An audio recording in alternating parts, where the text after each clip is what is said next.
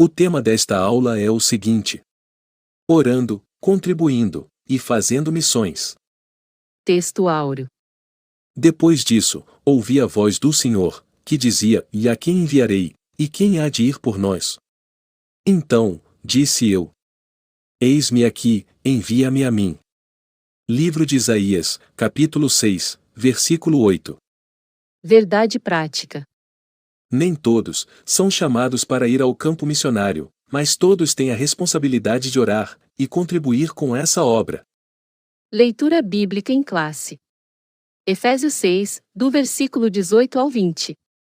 Eu passo a ler. Orando em todo o tempo com toda oração, e súplica no Espírito, e vigiando nisso com toda perseverança, e súplica por todos os santos. E por mim, para que me seja dada, no abrir da minha boca, a palavra com confiança, para fazer notório o mistério do Evangelho, pelo qual sou embaixador em cadeias, para que possa falar dele livremente, como me convém falar. Introdução. Ide por todo o mundo, pregai o Evangelho a toda a criatura. Essa passagem bíblica, e outras referências ao longo do Novo Testamento, mostram que a prioridade da Igreja do Senhor Jesus Cristo é com a evangelização do mundo. Esse compromisso com o chamado à evangelização mundial exige 3 ações distintas: orar, contribuir e ir, ou seja, exercer o chamado. Assim, estudaremos essas 3 ações dentro do contexto da necessidade missionária. Ponto 1. Orando pela causa de missões. Subponto 1. A importância da oração na obra missionária. Embora considerado um gigante na fé, o apóstolo Paulo não dispensava as orações das igrejas, pois possuía um profundo senso de necessidade dessa disciplina espiritual. Para o apóstolo Paulo, a oração é uma disciplina interligada à obra missionária. A partir disso, não podemos imaginar uma obra de missões sem pessoas comprometidas com a disciplina da oração. Nesse sentido, passamos a destacar pelo menos 2 finalidades da oração na obra missionária. Subponto 2. Interceder. Devemos orar para que as portas do Evangelho sejam abertas. Orar para que os corações das pessoas se abram à mensagem de salvação, que os missionários tenham ousadia para testemunhar e pregar o Evangelho, a fim de que a palavra de Deus seja propagada. Devemos interceder pela proteção e segurança deles diante dos perigos que enfrentam. Há muitos outros motivos de intercessão. Para que o ministério dos missionários seja aceito pelos povos, para que eles recebam a direção de Deus e haja refrigério em suas vidas, nas esferas física, emocional e espiritual. Subponto 3. Despertar a igreja local para a obra missionária. A disciplina da oração missionária aumenta o desejo de o crente fazer algo, no sentido de levar a salvação para os perdidos, e até mesmo de ser enviado ao campo missionário. Nesse aspecto, é interessante destacar que os mesmos crentes que deveriam orar por ceifeiros em Mateus 9, do versículo 35 ao 38, são os que foram enviados por Jesus para a ceifa em Mateus, capítulo 10. Por isso, um grande líder de missões certa vez disse: se mais crentes se pusessem de joelhos em oração, mais crentes se poriam em pé na evangelização. Ponto 2. Contribuindo para missões. Subponto 1. O sustento dos missionários.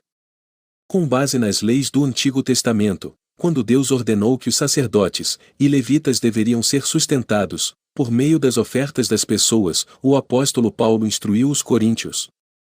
Assim ordenou também o Senhor aos que pregam o Evangelho, que vivam do Evangelho. 1 Coríntios 9, versículo 14. O nosso Senhor ensinou acerca desse mesmo princípio no Evangelho de Mateus. Em Filipenses 4, do versículo 10 ao 20, encontramos ensinamentos importantes acerca do modo como os primeiros missionários receberam apoio financeiro. Após ter deixado a cidade de Filipos, o apóstolo Paulo foi a Tessalônica para pregar o Evangelho, e os filipenses enviaram apoio financeiro e material para o apóstolo. Subponto 2. Contribuir para missões é juntar tesouros no céu. Em Mateus 6, versículo 20, lemos: Mas ajuntai tesouros no céu, onde nem a traça, nem a ferrugem consomem, e onde os ladrões não minam, nem roubam. Esse versículo revela um contexto de quem domina o coração do ser humano, o tesouro do céu, Deus, ou o tesouro da terra, Mamon. Nesse sentido, podemos afirmar que quem financia a obra missionária está juntando o tesouro no céu, pois sua atitude faz com que resultados extraordinários sejam reconhecidos na eternidade. Por isso, somos convidados a ser participantes na cooperação financeira do anúncio do Evangelho, como os filipenses eram, no ministério do apóstolo Paulo. Subponto 3. Contribuir para missões é um privilégio. Não há privilégio maior do que saber que por meio de nossa cooperação financeira, Bíblias estão chegando a lugares que nunca ouviram falar do Evangelho, vidas estão sendo alcançadas na África, na Europa, no outro lado do mundo. Participar dessa cooperação é um privilégio espiritual. Se não podemos participar de maneira presencial, podemos fazer de maneira financeira. Assim, podemos cooperar na propagação do Evangelho até os confins do mundo. Ponto 3. A chamada para ir. Subponto 1. Deus quer usar cada crente.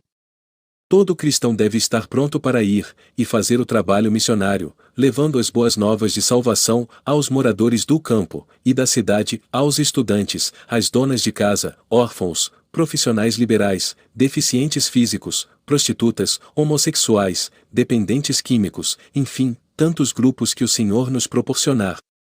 Deus deseja usar a sua igreja em todos os lugares, hospitais, presídios, albergues, ilhas, aldeias indígenas, vilas, cidades, campos, praças, eventos em massa e individual. Assim, para pregar o Evangelho, o Senhor não enviará anjos, mas usará homens e mulheres. Todavia, há um preço a pagar, ou seja, a obediência à chamada missionária. Subponto 2. A chamada missionária. Nas Escrituras, vemos que Deus chama pessoas para uma grande obra. O profeta Isaías foi chamado por Deus no templo, enquanto o adorava. O profeta Jeremias recebeu sua chamada antes de seu nascimento. O profeta Jonas recebeu um chamado específico, para uma cidade específica, ou seja, Nínive. O Senhor Jesus chamou seus discípulos, quando a maioria deles ainda exercia uma tarefa profissional. O apóstolo Paulo foi chamado enquanto viajava para Damasco. Aqui, podemos perceber que não existe um único padrão de chamada missionária, mas é de suma importância reconhecer que a chamada, para qualquer tipo de serviço relacionado ao reino de Cristo, vem do próprio Deus. Subponto 3. Caráter e testemunho na obra missionária. Além de ser chamado por Deus, é preciso fazer a diferença no cumprimento do ID de Jesus. Note a expressão: vós sois o sal da terra. Essa sentença nos remete ao caráter do cristão, pois carrega o sentido de trazer sabor, marcando a vida das pessoas por meio das nossas. Note, também a expressão: vós sois a luz do mundo. Essa sentença traz a ideia do nosso testemunho pessoal, ou seja, a luz deve brilhar em meio às trevas, no contexto em que estamos inseridos. Subponto 4. O perfil do vocacionado. Podemos dizer que há um conjunto de competências necessárias ao desempenho do chamado missionário. Dentre elas, destacamos as seguintes: 1. Ser escolhido por Deus. 2. Não ser neófitos. 3. Cheio do Espírito Santo. 4. Reconhecido pela Igreja. 5. Ser aprovado nas tarefas locais. 6. Estar preparado espiritual, intelectual, psicológica e transculturalmente. Além de testados, cumpridores dos pré-requisitos acima, dependendo de Deus e perseverando nele. Conclusão. Nosso propósito é que, a partir desta lição, cada aluno tome uma atitude de fé e se comprometa com a obra missionária. Que se coloque à disposição para se dedicar, ao menos, em uma modalidade da obra missionária, orar, contribuir ou ir. A Igreja de Cristo tem a incumbência divina de perseverar na proclamação da mensagem de salvação a toda criatura. É tempo de salvação, e Deus conta conosco para expandir o seu reino no mundo.